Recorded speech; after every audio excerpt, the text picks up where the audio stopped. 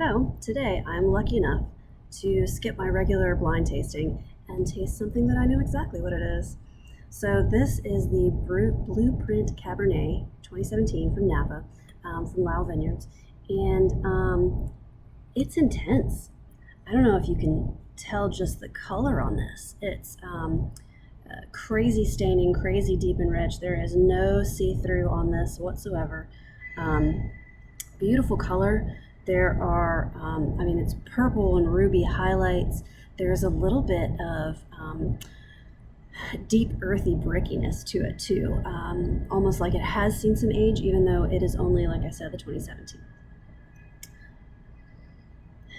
The nose on this is intense. I've had it open for about an hour, just to kind of let it breathe a little bit. And I poured this in the glass maybe 15 minutes ago, but it is just jumping out at me. There are crazy ripe and overripe berries, blackberries, blueberries. There's kind of a blueberry pie and a plum skin to this. Lots and lots of earthy notes, dark black earth. There's a little leafy composty aroma here. It's also got violets isn't quite right, but there's like I want there to be like a wild, crazy, deeply colored flower in this. It's almost like deep potpourri. I think that we can talk about oak here, but it is super pretty and super big. And a little bit of sage or thyme. Yeah, I'm still going to be okay with violets being part of that floral bouquet. It's pretty fantastic. All right. I think that's enough to talk about on the nose, although legitimately I could go on.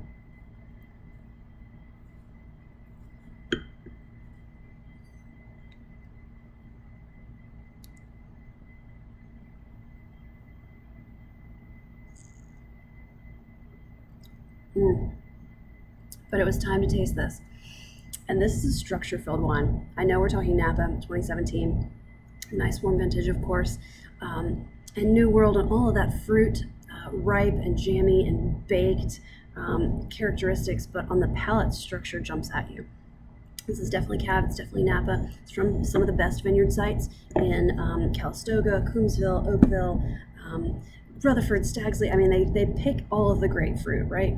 When Milka's making this wine from everywhere, but you can definitely tell their structure. It's spent time in oak. It's got tannin that just clings all over the palate, inside of the front of my lips. It's a big thing up front. Then there is this kick of acidity that sort of makes your mouth water and rinses it, and that's really beautiful. That fruit character, again, is still here, is still super present, and kind of coats like a blueberry cobbler, even more than the pie that I talked about on the nose. Blueberry cobbler all over the palate. Super fun.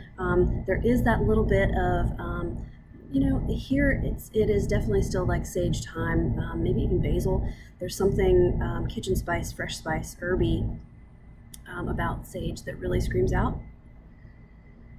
And it's had oak, but it's not a big baking spice. It's like vanilla, baked cobbler, that kind of combo.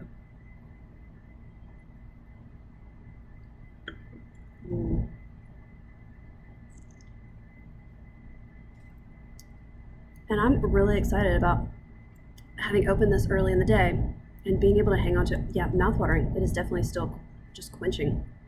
But I'm super excited about having this with dinner later. The husband bought some ribeyes. That could be really fantastic. It's gonna be delicious with lots of grilled meats. Anything on the grill with a little char on it is gonna be fantastic. Corn.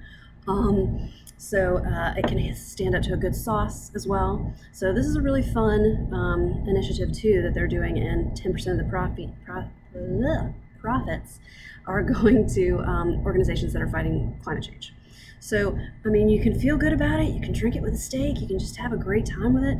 It's a killer wine, and it's got a lot of bang for the buck. And if you want to know more, send me a message, and I'll get you pricing and how to take it home. Otherwise, enjoy some Blueprint Cab. It's stellar.